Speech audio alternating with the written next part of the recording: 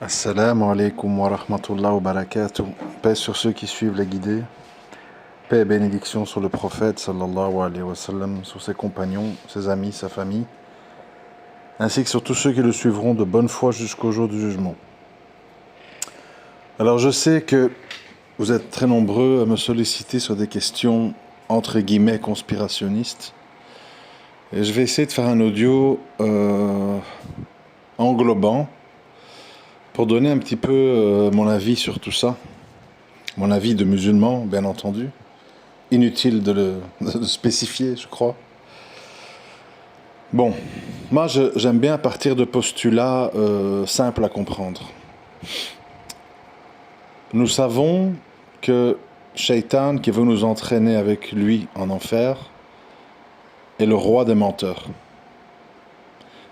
Et il a une armée de shayatin, soldats d'Iblis, qui sont là pour installer la confusion, les mensonges, les doutes, etc. Nous voyons tous, si on est honnête et équilibré, qu'il y a toute une série de sujets qui nous échappent, où on nous dit qu'est-ce qu'il faut en penser, mais où nous ne sommes pas vraiment capables de vérifier. Parce que voilà, il y a des contraintes physiques, financières, etc., etc. Je pense à quoi? C'est pas du tout une liste exhaustive, ce sont quelques pistes. Nous n'avons pas la capacité, ni vous ni moi, d'affréter un bateau et de partir vers l'Antarctique et d'aller voir qu'est-ce qui se passe exactement. Pourquoi? D'abord parce qu'il fait froid, parce que ça coûte cher, et parce que ce sont des zones protégées par des militaires. Vous ne pouvez pas y aller. Bon. Ça veut dire que tu ne peux pas vérifier, tu ne peux pas aller voir, tu ne peux pas savoir exactement ce qui se passe par rapport à ce qu'on dit ou ce qui est ou la réalité des choses.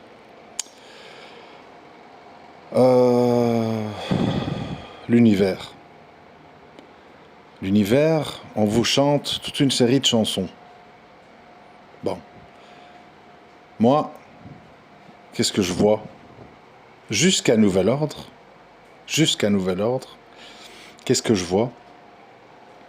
Je vois que nulle part, jusqu'à nouvel ordre, on a trouvé un semblant de vie.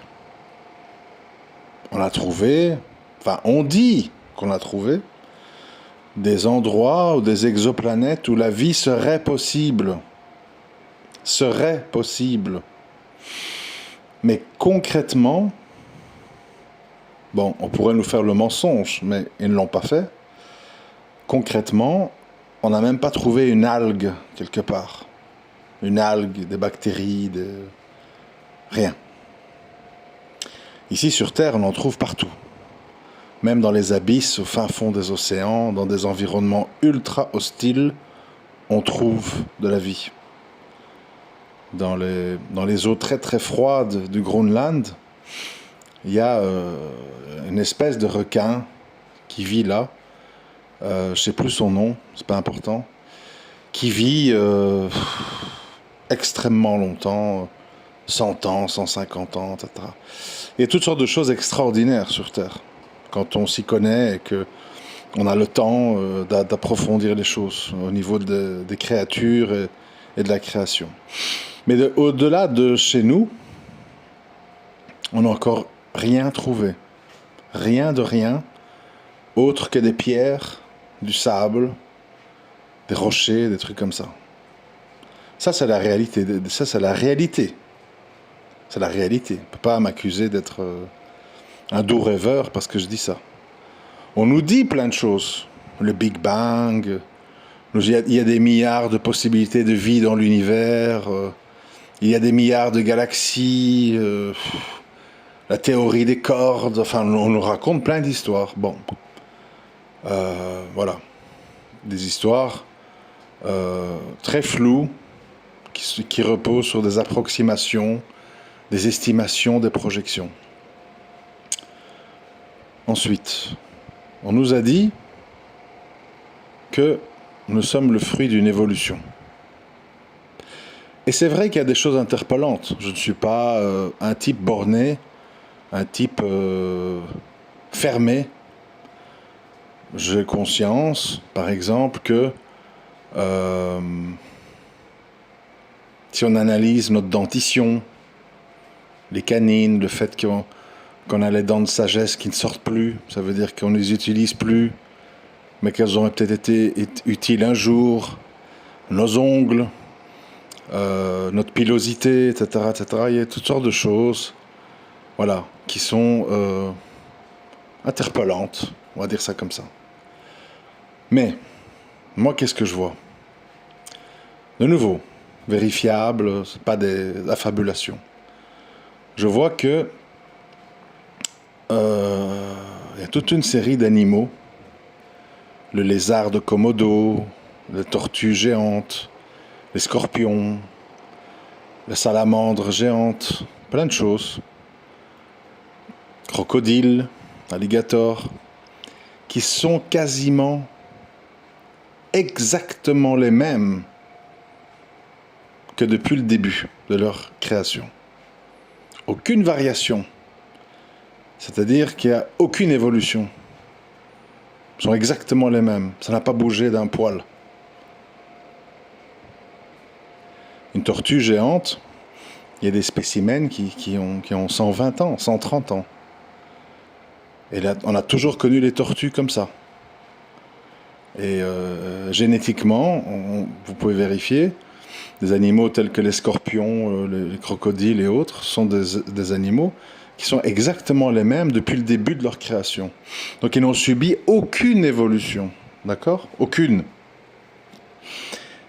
Mais dans notre cas, on nous dit que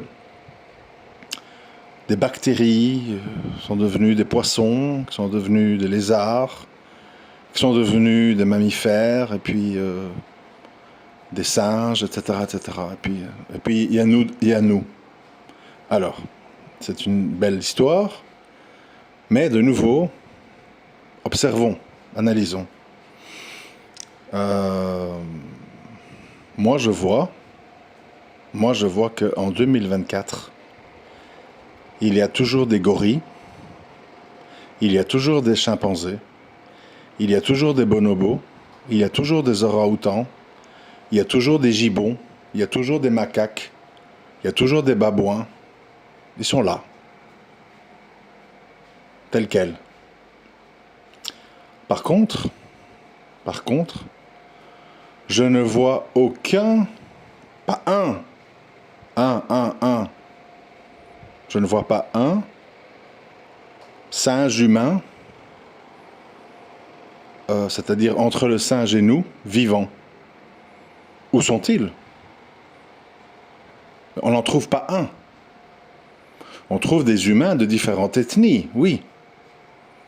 Avec des ADN, avec des différences, oui. Mais où sont les chaînons manquants? Où sont les hommes de Cro-Magnon? Où sont les Homo erectus? Où sont les hommes de Néandertal? Où sont les Homo sapiens sapiens? Où sont-ils? Parce qu'eux aussi, comme les orang-outans, comme les bonobos, comme les babouins, ils auraient pu très bien, certaines branches d'entre eux, ne pas évoluer, et d'autres branches évoluer pour devenir nous. Mais ceux qui n'ont pas évolué, où sont-ils? On ne les retrouve pas. Nous n'avons même pas un squelette d'un chaînon manquant. On n'a pas de squelette. On a des morceaux de squelette qu'on rassemble avec 75% de l'ossature qui est imaginaire et sur lequel on sort, voilà, un profil de singe humain. Donc à nouveau, tout ça, ça repose sur, quelque part, des croyances, des déductions, des approximations, des projections, des suppositions. Et il y a plusieurs livres de nos jours de non-musulmans qui remettent la théorie de l'évolution en doute.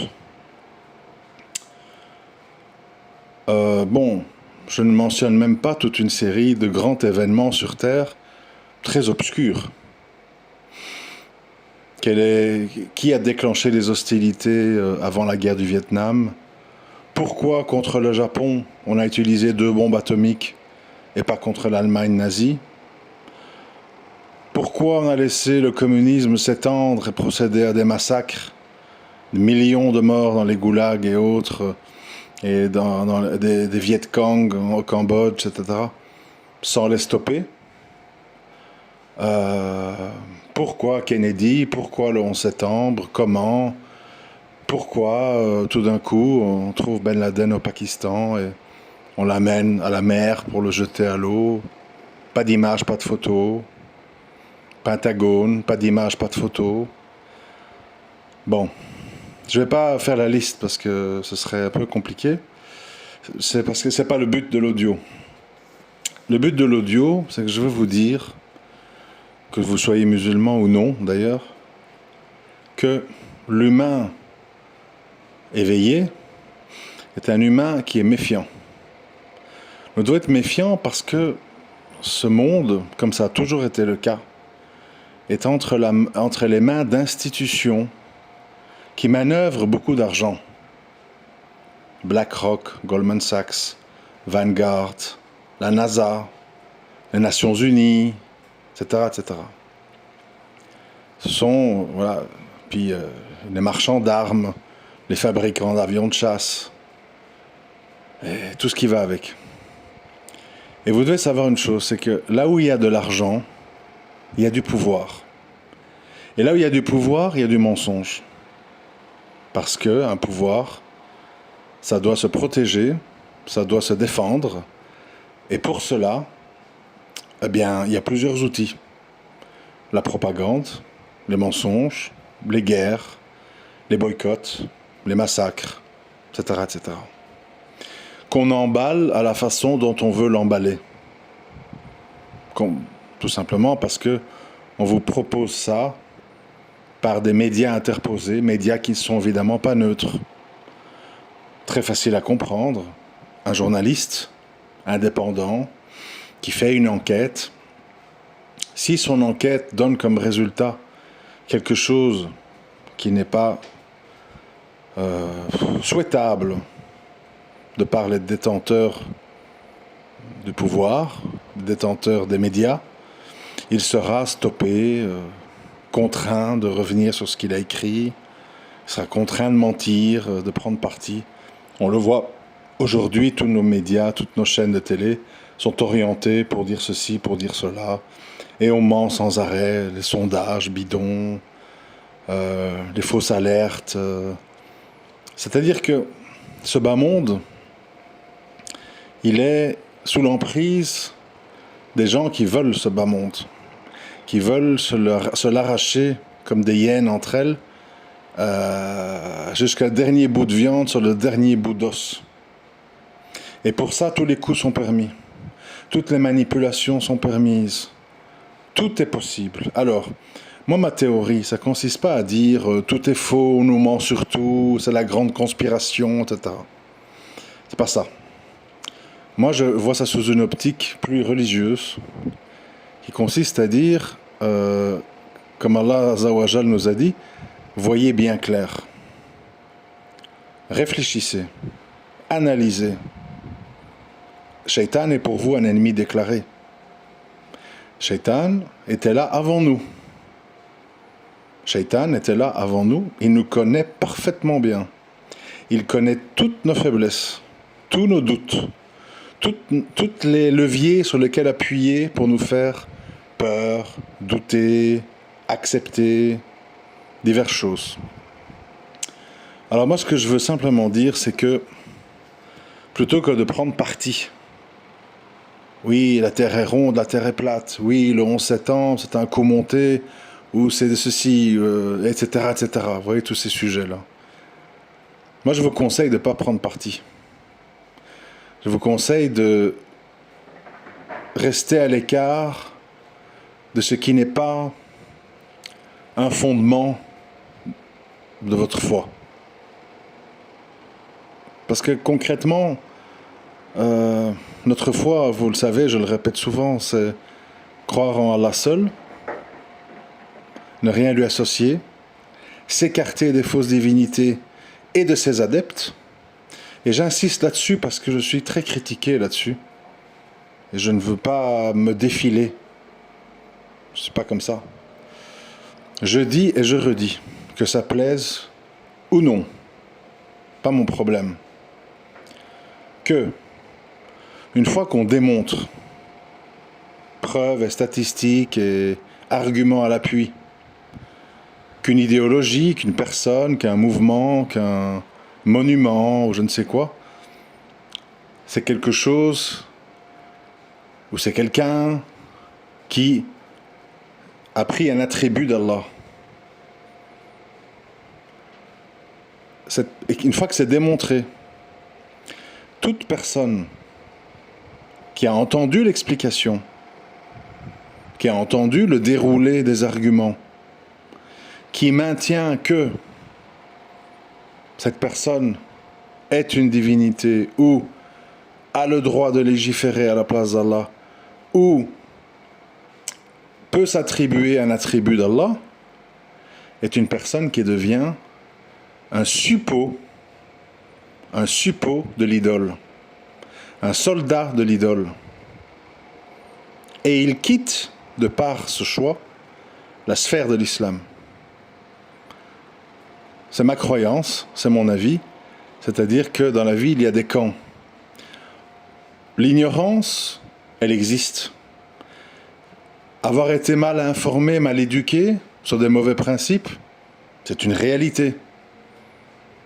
On ment, bien sûr.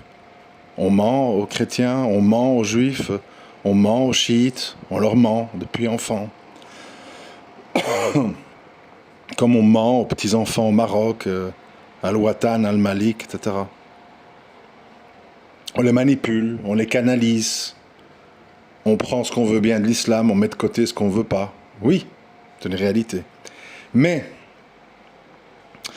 quand le prophète sallam a eu la révélation, on lui a dit, lis. Ikra, on lui a dit, lis. C'est-à-dire qu'un humain a pour mission de s'informer, a pour mission de réfléchir, a pour mission de méditer.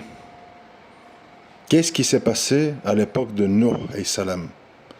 Qu'est-ce qui s'est passé à l'époque de Lot alayhi salam? Qu'est-ce qui s'est passé à l'époque de Jonas alayhi salam? Qu'est-ce qui s'est passé à l'époque de Isa alayhi salam? Qu'est-ce qui s'est passé à l'époque d'Ibrahim alayhi salam? Qu'est-ce qui s'est passé à l'époque du prophète sallallahu alayhi wa sallam? Qu'est-ce qu'il s'est passé? Qu'est-ce qu'il s'est passé? Quelle est la constante? Quelle est la constante de toutes ces histoires? Qu'est-ce qui s'est passé quand les jeunes sont partis chercher refuge dans la caverne avec leurs chiens qui gardaient à l'entrée? Pourquoi ils ont été là-bas? Qu'est-ce qui s'est passé? C'est pour ça que le musulman, nous ne sommes pas tous destinés à être des savants. Nous ne sommes pas tous destinés à être des spécialistes en tel ou tel domaine, etc. Mais nous avons l'obligation de savoir qu'est-ce que notre religion et qu'est-ce qu'on croit ou qu'est-ce qu'on ne croit pas. Ça ne consiste pas juste à dire bon, nous croyons tous à un créateur, finalement c'est tout la même chose, chacun son chemin, juifs, chrétiens, musulmans, zoroastriens, sabéens, etc. Finalement, bon, ben, on va pas chipoter. Mais réfléchissez, mes frères et sœurs. Si c'était vrai, ça, l'œcuménisme, pourquoi Allah, il envoie des prophètes et des messagers pour rappeler, redresser, corriger, punir gravement et terriblement parfois, ravager des civilisations entières, aujourd'hui disparues jusqu'au dernier. Pourquoi? Si finalement tout est bon, si rien n'est grave, si Allah n'est que pardonneur et miséricorde, Mais alors, il pouvait pardonner aux gens de Sodome. Il pouvait pardonner au peuple de Nuh et Salem. Pas besoin d'avertissement, de faire une arche, d'avoir des gens qui viennent, des autres qui viennent pas, et tous les autres qui sont morts. Et les gens qui ont construit et adoré le veau d'or en l'absence de Moussa et Salem, bah c'est pas grave, on leur pardonne, on repart de plus belle. Ça s'est pas passé comme ça. Et ça, c'est des réflexions de base, des réflexions de déduction de 1 plus 1 égale 2. C'est pas des choses, des équations mathématiques compliquées. Et malheureusement, le musulman qui d'abord, ne se méfie pas de Shaitan et pense que voilà, Shaitan c'est un grand méchant monsieur tout rouge avec des cornes qui la seule chose qui est le lie à nous, c'est si on tue, c'est si on vole, c'est si on est méchant, si on est cruel, et que pour le reste en fait voilà, il n'y a pas de souci, et que malgré tout ce qu'on a vu, toutes les histoires sombres et bizarres, Ukraine, pourquoi on s'acharne, et le vaccin, mais pourquoi, alors que ceci, et le 11 septembre, et Ben Laden, et tout ce que vous voulez en fait. À un moment donné, il faut comprendre, on ne nous dit pas tout. Tout ça est très brouillon et très brumeux. Shaitan et ses suppôts aiment le trouble, l'équivoque, les environnements pas clairs, afin de justement brouiller les pistes, et qu'à la fin les gens disent ouais bon bah je sais pas trop pourquoi on nous a dit que Saddam Hussein avait des armes de destruction massive, qu'il fallait y aller, et puis une fois qu'on y est allé, en fait il n'y avait rien qu'une bande de fantassins qui ont tous jeté leurs fusils. La guerre a été gagnée en 3 jours. Pourquoi est-ce qu'on nous a décrit tout ça comme très dangereux, qu'il fallait absolument y aller, et que tout le monde s'est mobilisé? Il faut réfléchir un peu. Pourquoi est-ce qu'on nous ment? Pourquoi est-ce qu'on nous balade? Pourquoi est-ce qu'on est flou? Pourquoi on affirme des choses sans preuve? Comme quand on nous dit, il y a des milliards de vies dans les galaxies. Ah, ouais, tu pourrais commencer par me montrer des algues, s'il te plaît. Commençons par ça. Je ne parle pas de me montrer un chameau ou un éléphant, mais pourrais-tu me montrer des algues qu'on aurait trouvées ailleurs que sur Terre? Et il n'y a rien. Vous voyez? Donc, cessez d'être, je ne sais pas comment on dit, hostile à tout, ou de tout assimiler, comme si Shaitan n'existe pas et ne ment pas, et n'a pas des relais sur Terre avec ses soldats. Cessez de croire, même en tant que musulman, que le monde de l'invisible n'existe pas. Parce que je vous rappelle gentiment et poliment que si vous ne croyez pas au monde de l'invisible, vous êtes un kafir. Ah oui. Je suis un méchant takfiri? Non. Demandez à n'importe quel savant autour de vous, puisque moi je ne suis qu'un sombre idiot, analphabète et inculte. Quel est le statut d'un musulman qui dit que les anges, ça n'existe pas? Quel est le statut d'un musulman qui dit que les djinns, ça n'existe pas? Quel est le statut d'un musulman qui dit que la sorcellerie et le mauvais œil, ça n'existe pas? Allez demander. Et vous allez vite comprendre que quand on est musulman, il y a des choses qu'on ne peut pas dire. Il y a des choses qu'on ne peut pas faire. Il y a des choses qu'on ne peut pas valider. Il y a des soutiens qu'on ne peut pas apporter. Il y a des gens qui doivent être dénoncés et désavoués. Sans cela, il y a un problème. Et ce n'est pas une blague. Et ce n'est pas à prendre à la légère. Et c'est comme ça pour tout le reste, en fait. Nous n'avons qu'une seule point d'ancrage, c'est la parole d'Allah. Si on est croyant. De là, on écoute ce qui se dit. Ah, tu me dis la terre plate. Ah, tu me dis en forme avec un dôme, le firmament, etc. Ah, tu me dis en forme d'autruche. Ah, tu me dis ovale. Ah, tu me dis ronde. Ok. Moi, qu'est-ce que je peux dire? C'est que je n'ai pas les moyens économiques et l'opportunité ni l'autorisation de me rendre suffisamment haut dans le ciel pour vérifier ça par moi-même. Je n'ai que des images, et ceux qui s'y connaissent en montage vidéo, surtout avec l'intelligence artificielle aujourd'hui, savent à quel point il est possible de complètement trafiquer des images, et des films, etc. C'est d'une simplicité enfantine. Encore aujourd'hui, j'ai vu une vidéo où on voit, je crois, Kamala Harris, candidate démocrate, qui arrive en avion sur un tarmac, il n'y a personne. Et on arrive à parfaitement greffer un public en liesse sur le tarmac et que ça a l'air tout à fait réaliste. De même qu'aujourd'hui, ne croyez pas que ces sites où on peut faire du doublage de voix, c'est-à-dire vous mettez votre visage sur un personnage et votre bouche dit pratiquement au même moment des paroles inventées. Ne croyez pas que ça existe depuis 1 an ou 2. Ça existe depuis longtemps et puis on a choisi maintenant de le diffuser au grand public. Mais il y a des gens qui ont accès à cette technologie depuis bien longtemps. Et idem avec tout ce qui est aviation, etc.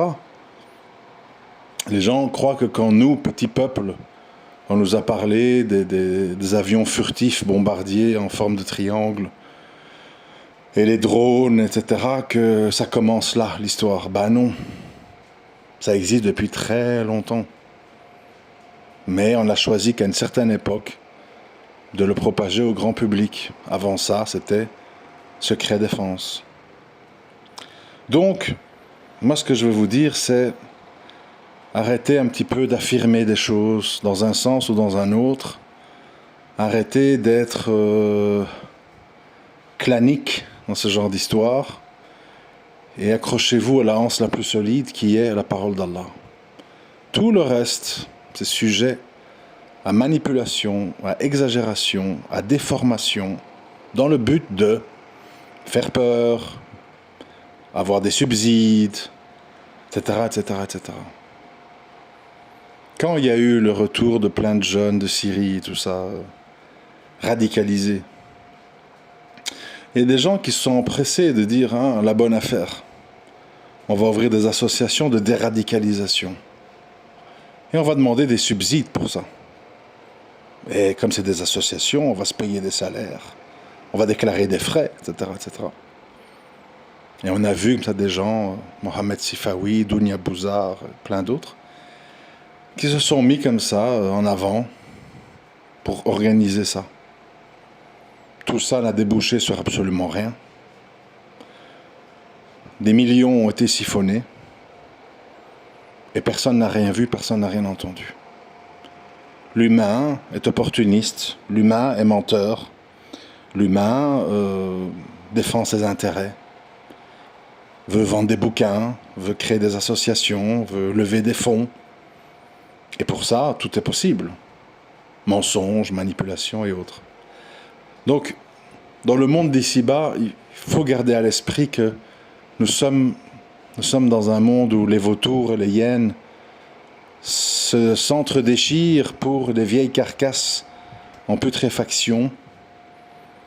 Et pour ça, tout est permis. Nous, les croyants, on sait que ce n'est pas une fin en soi, que c'est un passage. Donc on essaye de prendre notre part ici-bas, oui, pourquoi pas, sans excès, sans illusion, sans exagération. Et on prépare notre au-delà, où la vraie vie commence, où il n'y a plus de mensonges, plus de maladies, plus de vieillesse, plus de lassitude, plus de sommeil, plus de défécation, plus de jalousie, plus de mauvais sentiments, plus rien de tout ça. Ici, c'est l'inverse. On ment, on manipule, on change d'avis, On extrapole, on brouille les pistes, on déclare des choses comme certaines alors qu'elles ne le sont pas, parce qu'on défend des intérêts. Voilà, je voulais vous faire ce petit rappel. Qu'Allah nous guide, nous protège, nous fasse mourir sur une bonne croyance et nous préserve d'être trop fragiles que pour suivre les pas du diable, qui sont malheureusement extrêmement bien élaborés afin de nous faire tomber. Assalamu alaikum wa rahmatullahi wa barakatuh.